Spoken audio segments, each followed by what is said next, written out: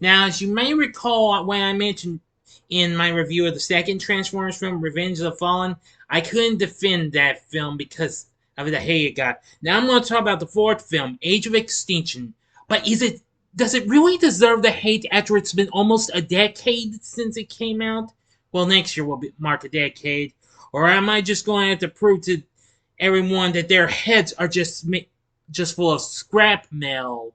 Well, just watch my review and we'll see if I can defend this film. This is Big D's Entertainment Rankings and Reviews.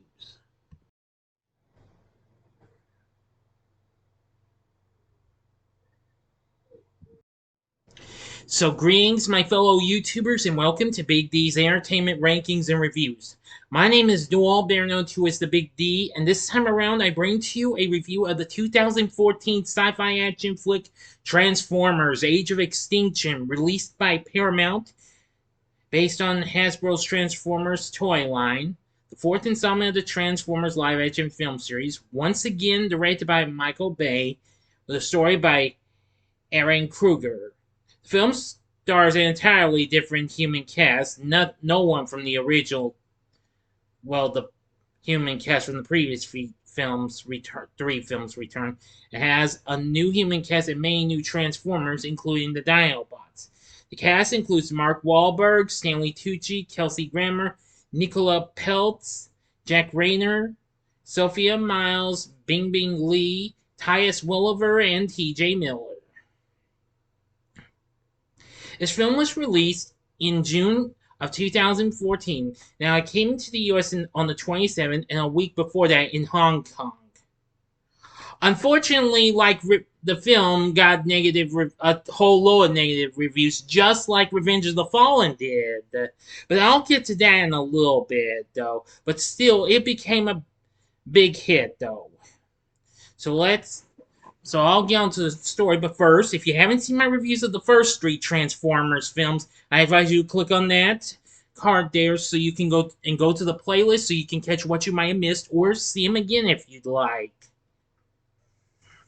So, anyway, I've actually seen this film, and I've recently revisited the film just so that way I can prepare myself for this.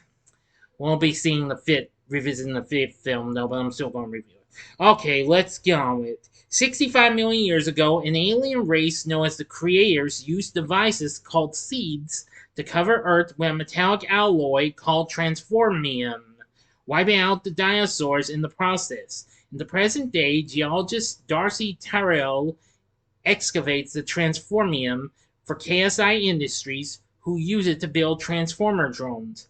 5 years later, despite the efforts after the Battle of Chicago, humans viewed Transformers as hostile and terminated all joint operations with them. Though the public believes that the Autobots were granted sanctuary, they are hunted down by a rogue CIA Black Ops division, Cemetery Wind, led by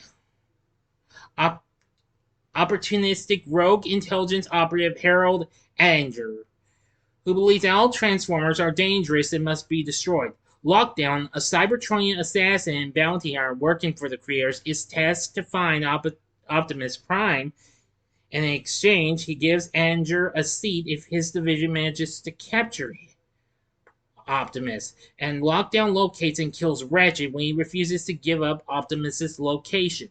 Optimus, badly damaged in Mexico City, hides in Texas and is discovered by Cade Yeager, a financially struggling inventor and a single father.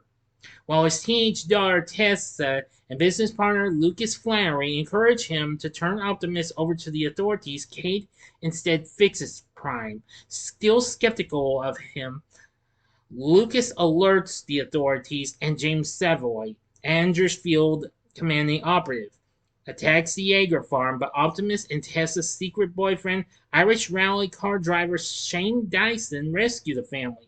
During the pursuit, Lucas is killed by one of Lockdown's grenades. Optimus summons the surviving Autobots, Bumblebee, Hound, Drift, and Crosshairs. Using a stolen CIA drone, Cade discovers KSI's involvement with Cemetery Wind and the attacks on the Autobots. Infiltrating KSI's headquarters in Chicago, Cade discovers the dead Autobots and Decepticons being melted down to make Transformer drones. The KSI CEO, Joshua Joyce, is in league with Anger to revolutionize global defenses and improve human society using the seed. He has also used the captured brains and Megatron's head to create prototype Transformer soldiers, Galvatron and Stinger. The Autobots storm the building and destroy the laboratory, but they soon leave after Joshua declares that they don't need them anymore. Anger forces Joshua to deploy Galvatron and Stinger to capture the Autobots.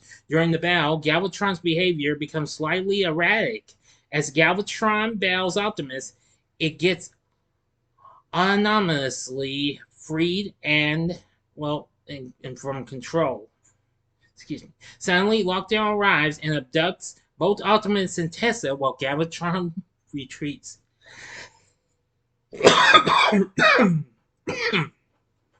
While Lockdown's large prison spacecraft hovers over Chicago to hand over the seed, Cade, Shane, and the Autobots sneak on board to rescue Optimus and Tessa.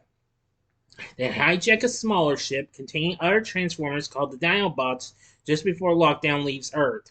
The Autobots learn that Galvatron is Megatron reincarnated, plotting to use the seed and the Transformer drones to conquer the world, and that KSI plans to use the seed in the Mongolian desert to create vast amounts of usable Transformium. Cade informs Joshua, who agrees to hand over the seed with help from Darcy and his Chinese business associate, Su Yiming. Alright, I'm going to the ending and final act. As always, you know the procedure. You have 5 seconds to sub this video. Go to the description box below. Fast forward to the time below. As I'm counting down, if you've seen the movie already, please continue. Okay, you've been warned. Galvatron reactivates himself, and a battle falls in Hong Kong between the Autobots, Cemetery Wind, and the drones. During the fight, Cade sends Savoy plummeting to his death while Optimus frees the Dinobots and wins their allegiance through trial by combat, becoming essential to the Autobots' victory. Lockdown returns to recapture Optimus and the Dinobots using a large magnet to cause destruction. After disabling the magnet, Optimus fights Lockdown. In the ensuing duel, Optimus kills Anger to save Cade, but the distraction allows Lockdown to pin Optimus down with his sword. Cade ends up fighting Lockdown one-on-one while Tessa and Shane use a tow truck to free Optimus, who kills Lockdown before defeating the remaining drones with Lockdown's grenades. Galvatron retreats, vowing to return. Optimus asks the Autobots to protect the Jaegers, while Joshua offers to help them build a new home before flying away into space with the seed, sending a message to the creators that he is coming for them. End of story.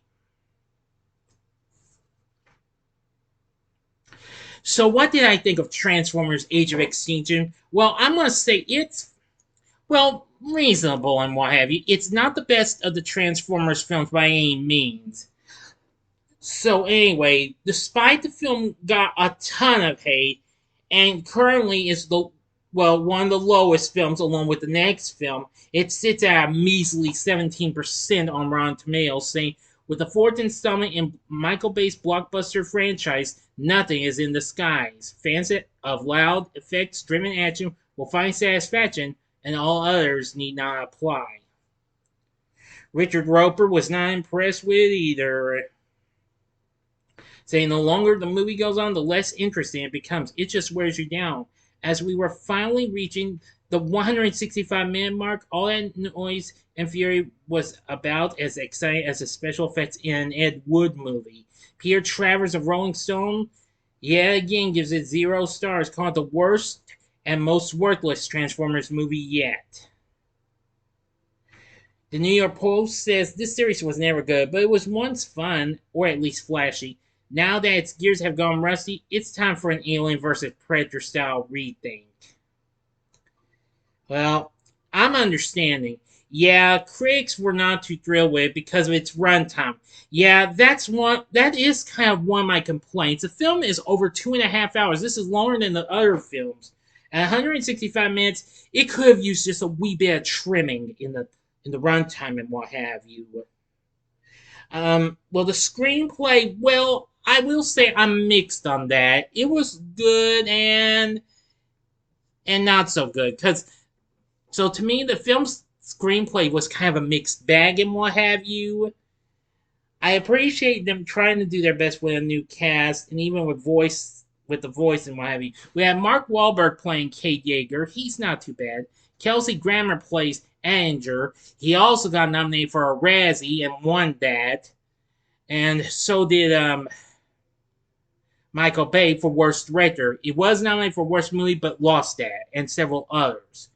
Nicola Peltz plays Tessa. She's not too bad. Jack Reynor played Shane. He's fine. Stanley Tucci plays Joshua.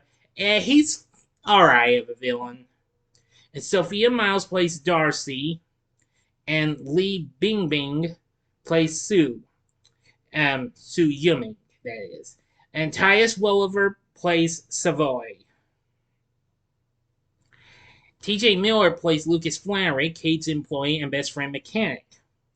Now, our voice acting cast, we have Pierre Cullen once again as Optimus Prime. Now, even though Megatron, of course, isn't in this, but they bring back Megatron's original voice actor, Frank Welker, to take on the role of Galvatron, which that was good. John Goodman voices Hound. He didn't do too bad.